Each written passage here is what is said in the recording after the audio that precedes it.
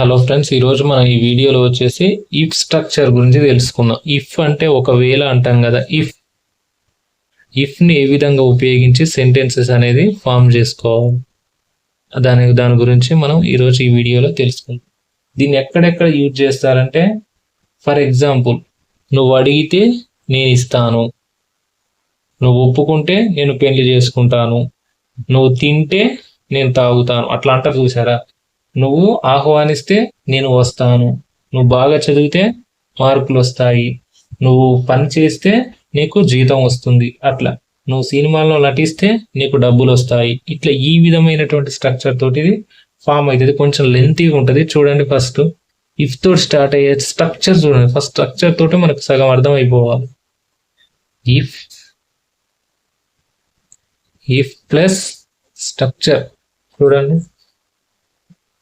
If plus subject plus verb 1 వస్తుంది. ఇందులో verb 1 plus extra words లేదా object extra words.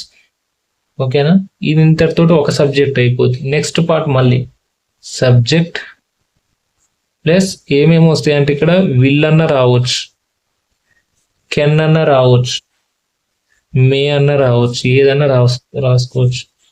Plus verb 1 వస్తుంది మళ్ళీ. Next extra words. ఇది స్ట్రక్చర్.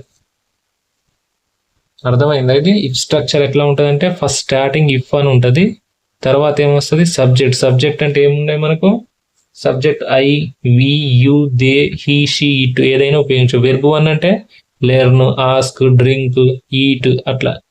ఆబ్జెక్ట్ అంటే అదర్ వర్డ్స్ ఏదైనా పక్కన ఇంకా యాడ్ చేసుకోవచ్చు అట్లా.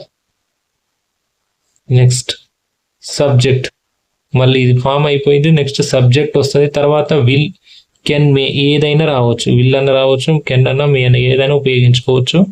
ప్లస్ నెక్స్ట్ సబ్జెక్ట్ వెర్బ్ 1 వస్తుంది. మళ్ళీ ఇక్కడ వచ్చిన వెర్బ్ 1 మళ్ళీ ఇక్కడ వస్తుందని కాదు, ఒకవేళ అట్లా కూడా సెంటెన్సెస్ ఫామ్ చేసుకోవచ్చు. బట్ ఇక్కడ వేరే వస్తుంది, అక్కడ వేరే వస్తుంది. సేమ్ ఆబ్జెక్ట్ అంటే అదర్ వర్డ్స్ ఇంకేదైనా రాసుకోవచ్చు. ఫస్ట్ ఒక ఎగ్జాంపుల్ చూడండి. ఫస్ట్ ఒక ఎగ్జాంపుల్ చూస్తే మీకే ఈజీగా అర్థమైంది. ఫస్ట్ చూడండి.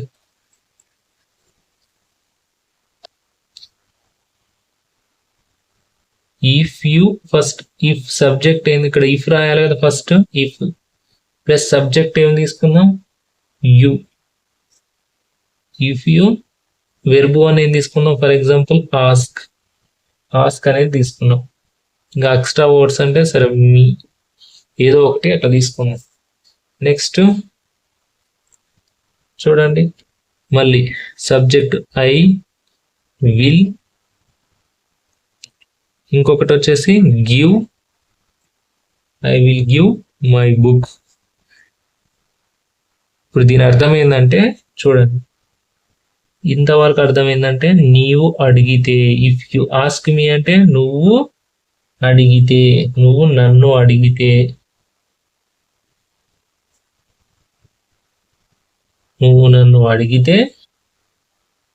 నేను నా పుస్తకం ఇస్తాను.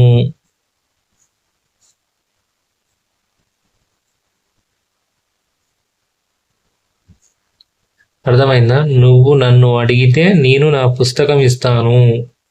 ఇఫ్ యు ఆస్క్ మీ, నువ్వు ఒకవేళ అంటాం, ఒకవేళ అనుకుని యాడ్ చేసుకోవచ్చు.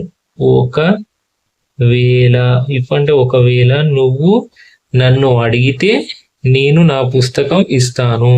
నీవు నన్ను అడిగితే నేను నా పుస్తకం నీకు ఇస్తాను. అట్లా ఇంకొక ఎగ్జాంపుల్ చూస్తే మీకు అర్థమైంది. చూడండి,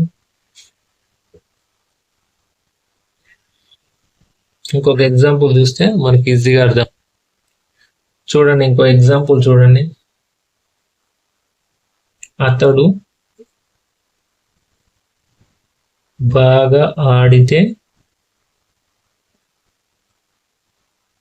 తను బాగా ఆడితే మ్యాచ్ గెలుస్తాము. అతను బాగా ఆడితే మ్యాచ్ గెలుస్తాము అంటే, ఇప్పుడు చూడండి సబ్జెక్ట్ ఏమొస్తుంది ఇందులో, ఫస్ట్ ఇఫ్ కామన్, అతడు అంటే హీ, ప్లే ఆడడం ఏమంటాం, ప్లేస్ వస్తుంది మనకి, ఇక్కడ ఎస్ యాడ్ అయింది, ప్లేస్. ఎందుకంటే గుర్తుపెట్టుకోండి, ఇది ఒకటి మనకు నార్మల్గా మీకు అందరికి తెలిసే ఉంటుంది. సబ్జెక్ట్ ఏముంటుంది? I, we, you, they, he, she, ఈ, ఇట్. ఇవి వచ్చినప్పుడు నార్మల్గా సబ్జెక్ట్ ఈట్ ఉంటే ఈటే అయింది. నెక్స్ట్ డ్రింక్ డ్రింకే అయింది. నెక్స్ట్ తర్వాత ఈ వీటికి వచ్చినప్పుడు ఐ వచ్చినప్పుడు ప్లే ఉంటే ప్లే అయింది. బట్ వీటితోటి యూజ్ చేయాల్సి వచ్చినప్పుడు ప్లే కాస్త ప్లేస్ అయింది, డ్రింక్ కాస్త డ్రింక్స్ అయింది, ఈట్ కాస్త ఈట్స్ అయింది. ఇట్లా ఎస్ అనేది ఒకటి యాడ్ అవుతుంది అనమాట. ఇది గుర్తుపెట్టుకోండి, బండ గుర్తు మీరు. ఇఫ్ ఈ ప్లేస్ అంటే ఇతను బాగా ఆడితే, అతడు బాగా ఆడితే మ్యాచ్ గెలుస్తుంది. బాగా ఆడడం అంటే వెల్ కదా. నెక్స్ట్ ఇప్పుడు ఏమొస్తుంది? He will win the match. Win the match. అతడు బాగా ఆడితే మ్యాచ్ గెలుస్తాము. He will, if he play well, he will win the match. వీళ్ళు అనేది ఎప్పుడు వాడతాం? భవిష్యత్తులో గెలుస్తాము అని మనం భవిష్యత్తులో ఊహించుకు చెప్తున్నాం కాబట్టి వీళ్ళు వస్తుంది. మేబీ అని వస్తుంది, అంటే గెలవచ్చేమో అని అన్నప్పుడు మే వస్తుంది. అట్లా గెలవగలను అన్నప్పుడు కెన్ వస్తుంది. అట్లా ఆ విధంగా మనం సెంటెన్సెస్ అనేది ఫామ్ చేసుకోవచ్చు. మీకు ఒక ఎగ్జాంపుల్ చూడండి. ఆమె సినిమాలో నటిస్తే చాలా డబ్బులు వస్తాయి.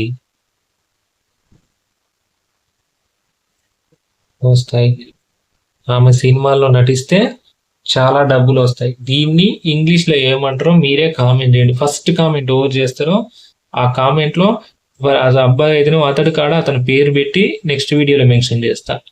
ఎవరిని మేల్ ఫీమేల్ కనుక ఎవరైనా వేరే గర్ల్స్ ఎవరిని మెన్షన్ కామెంట్ చేశారనుకో, వాళ్ళ నేమ్ షీ, ఆమె అంటే షీ వచ్చినప్పుడల్లా ఆమె పేరు మెన్షన్ చేసి నెక్స్ట్ వీడియోలో అప్లోడ్ చేస్తాను అనమాట. సో ఇట్లా ఈ విధంగా నువ్వు నన్ను అడిగితే నా పుస్తకం ఇస్తాను, నువ్వు నన్ను అట్లా అట్లా ఈ విధంగా సెంటెన్సెస్ ఫామ్ చేసుకోవాలి. అతడు బాగా ఆడితే మ్యాచ్ గెలుస్తాము అట్లా. సో ఈ విధంగా నేర్చుకుంటే మనకి ఇంగ్లీష్ అనేది సింపుల్గా ఉంటుంది. మనం గుర్తుపెట్టుకోవాల్సింది మెయిన్గా వచ్చేసి స్ట్రక్చర్ ఒక్కసారి గుర్తుపెట్టుకున్నామంటే ఈజీగా ఇంగ్లీష్ అనేది సెంటెన్సెస్ అనేది ఫామ్ చేసుకోవచ్చు. అట్లా సింపుల్. సో ఇలాంటి ఇన్ఫర్మేషన్ వీడియోస్ కోసం మన ఛానల్ని సబ్స్క్రైబ్ చేయండి, లైక్ చేయండి, షేర్ చేయండి. Thank you.